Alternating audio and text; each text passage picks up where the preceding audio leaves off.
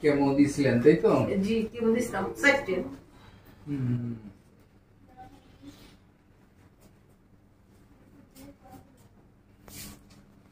আমরা মাঝে মাঝে এক্সেপশনাল কিছু রোগীর ক্ষেত্রে ছাত্রছাত্রীদেরকে বোঝার জন্য অনেক সময় মেডিসিন গুলা বলি বা আইডিয়া দেই। আজকে তেমনি একজন পেশেন্ট, ওনারা উভয়ই কাঁদছেন, অবশ্য খুশির ঠেলায় কাঁদতেছে, দুঃখের কারণে কাঁদছেন না। যাই হোক, এক্সেপশনাল হইল ওনার মায়ের নাম হইল জাহানারা খাতুন, আসছেন হইল হোমনা কুমিল্লা থেকে। আমার কাছে এসেছেন আরো 6 মাস আগে, তাই না? জি, 6 মাস আগে এসেছিলেন। ওনার আব্বা আম্মা দুইজনই ক্যান্সারের রোগী ছিলেন। তার ভিতরে ওনার মায়ের যে সমস্যাটা ছিল সেটা হলো জরায়ুতে ক্যান্সার ছিল, কেমোথেরাপি, তারপরে অপারেশন, সবই কোর্স কমপ্লিট করছেন। কিন্তু কমপ্লিট করার পরেও আস্তে আস্তে ডে বাই ডে উনি শয্যাশায়ী হয়ে গেছেন। তো আমার এখানে 6 মাস আগে যখন আনছিলেন তখন আমি দেখলাম যে এর আগে যে ট্রিটমেন্ট ছিল সেই ট্রিটমেন্টে অনেক ওষুধই দেওয়া কমপ্লিট হয়ে গেছে। তখন আমি ওনাদের লক্ষণ অনুসারে আমি দেখলাম যে এইবার টিউবারকুলিনাম ববিনাম ছাড়া বিকল্প আর কিছুই পাচ্ছি না লক্ষণ অনুসারে।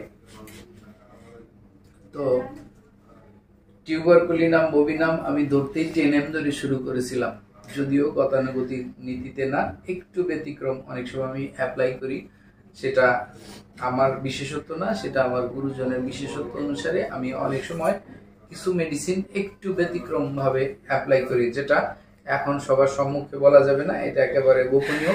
কারণ অনেক ভালো কাজও বলা যায় না, কারণ সমালোচনার পাহাড়টা বেড়ে যায়। তো যারা বোঝে না অনেক সময় খালি খালি সমালোচনা করে। কারণ আমি মনে করি হ্যানিম্যান উনি 150 বছর আগে যখন ওষুধ আবিষ্কার করছিলেন সেই সময় মানুষের দেহ এবং বডির কন্ডিশনটাও সেরকম নাই। এখন হলো ফরমালিন যুগ। ফরমালিন যুগে মানুষকে আগের মতো ওষুধে ধরতে চায় না, যার জন্য ওষুধের কোয়ান্টিটি মাত্রা একটু অনেক সময় বাড়ায় দিতে হয়। তো সেই নিয়ম অনুসারে ওনাকে আমি টিউবারকুলিনাম 10M দিয়েছিলাম, সাথে ফ্ল্যাক্সিনাস আমেরিকানা মাদার, তারপরে ছিল থুজা মাদারটাও ছিল, আর কিছু ফাইটাম জাতের মাদার ছিল। মেইন মেডিসিনটা ছিল আসলে টিউবারকুলিনাম। সেটা দৈনিক কয়েকবার করে ওনাকে শতদমিক পদ্ধতিতে দেওয়া হয়েছিল। তো বলে রাখা ভালো, উনি কেমোথেরাপি এবং অপারেশন শেষ করে তারপরে আমার কাছে এসেছিলেন।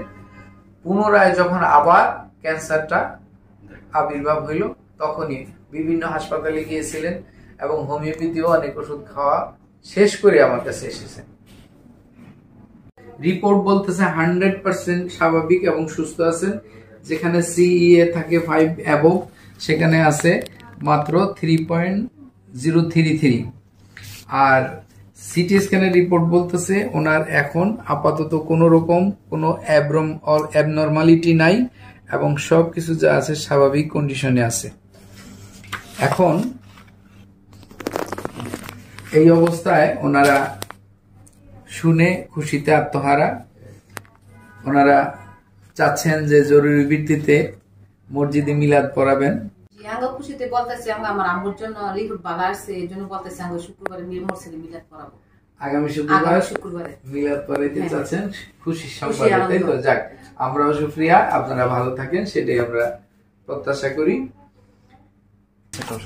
বিশেষ করে খুশির কারণে ওনারা যে আত্মহারা হয়ে চোখের জল বিসর্জন দিচ্ছেন, তাই আমার কাছে একটু ব্যতিক্রম লাগলো বিদায়, যে মায়ের প্রতি যে তাদের এতটুকু ভালোবাসা, যার কারণে আমরা ওনাদের পারমিশন নিয়েই আমরা যদি ভিডিওটা দেই আপনার তো কোনো আপত্তি না, এই জন্যই দিলাম, মেডিসিনের নামটাও জানাই দিলাম। এখন আপনারা যে আপনার মায়ের কন্ডিশনটা 6 মাস আগে আর 6 মাস পরে এখন কেমন আপনাদের অনুভূতি, আপনারা কি বুঝতেছেন? আমার অনেক আগে থেকে আমাদের অনেক সুস্থ আছে, আপনার হাঁটা চলা করতে পারে, কাজও করতে পারে হালকা পাতলা। অনেক আমরা যারা সবকিছু দিক দিয়ে নিজেরা নিজেরা কাজকর্ম হ্যাঁ, কাজ করতেছে। করতে পারে। আগে মানে শয্যাশায়ী ছিল, যেটা এখন উনি নিজের কাজও হ্যাঁ, নিজে করতেছে, নিজে এটা করতে একটা খুব সুন্দর কথা। আপনাদের বাড়ি কোথায়? বাড়ি কুমিল্লা মোল্লা থানা। আপনার কি নাম? আমার নাম রেখা আক্তার। আপনার নাম রেখা আক্তার। আপনারা দুজন? আমার বোন। আপনার আপন বোন। আচ্ছা, ঠিক আছে, ওনাদের কাছ থেকে আর বেশি কিছু জানতে চাই না। তো ওষুধটা অ্যাপ্লাইটা আমরা অনেক সময় বুঝে শুনে করতে হবে, কারণ অনেক সময় পেশেন্টের অবস্থা যদি বেশি আশঙ্কাজনক হয় তখন কিছু লাঠির মতো বয়স বাড়লে যেমন একটা লাঠি দিয়ে সাপোর্ট নিতে হয়, অনেক সময় দুই একটা মাদার পাশাপাশি দেওয়া যায়। অনেক সময় আমরা অনেকগুলো মাদারের নাম লিখে দিই বা মিক্স থাকে কিছু, সেগুলো দেই। এই জন্য অনেক সময় পেশেন্ট জানতে চায় বা এটা নিয়ে কম্পেয়ার করতে চায়, তাই ফাইটাম না লিখে আমরা হয়তো মাদারের নাম লিখি। সেটা নিয়ে অনেক সময় দেখি সমালোচনার ঝড় অনেক ওঠে। কিন্তু আমি মনে করি যারা প্রকৃত ডাক্তার তারা তো বোঝা উচিত যে হোমিওপ্যাথিতে কিছু কিছু সাপ্লিমেন্টারি আর ফাইটাম এক কথা না, কিন্তু যেহেতু মানুষ গতানুগতিক অর্থগুলা বোঝেন, এই জন্য আমরা অনেক সময় একটু হোমিওপ্যাথিতে বলে যে সান্ত্বনার জন্য কিছু কথা বলতেই হয়। আবার এটা নিয়ে হয়তো সমালোচনা হবে যে ডাক্তার সাহেব সাপ্লিমেন্টারি আর ফাইটামের পার্থক্যটা বোঝেন না। আমি বুঝি, কিন্তু আমি ইশারায় বললাম, যারা যা বোঝার তাই বুঝবেন। সমালোচনা সারা জীবন থাকবে, ওইটা নিয়ে টেনশন করার কিছু নাই।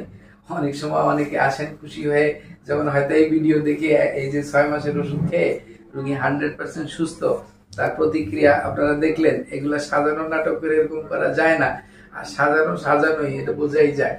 যাই হোক, অনেকে দৌড়ে আসবেন যে এক ডোজে ভালো হওয়ার জন্য, যদি না ভালো হয় তখন এমনও আমি পেশেন্ট পেয়েছি যে ডাক্তার সাহেব কি ওষুধ দিলেন, আমার টাকাটা ফেরত দেওয়া যাবে কিনা। এমনও রুগী পাওয়া যায় যে আপনার কথার সাথে মিল পাচ্ছি না। আসলে জটিল রোগগুলা একটু ধৈর্য ধরে কন্টিনিউ করতে হবে। আমরা কখনো একটা জ্বরেও গ্যারান্টি দেই না এবং দেওয়ার কোনো ক্ষমতাও রাখি না। আমি বারবার ভিডিওতে বলি যে অনেক সময় দেখা যায় যে 100 জন ট্রিটমেন্ট দিলে যদি 90-92 জন ভালো হয়, 8-10 জন জটিল রোগী ফেল মারাটাই স্বাভাবিক।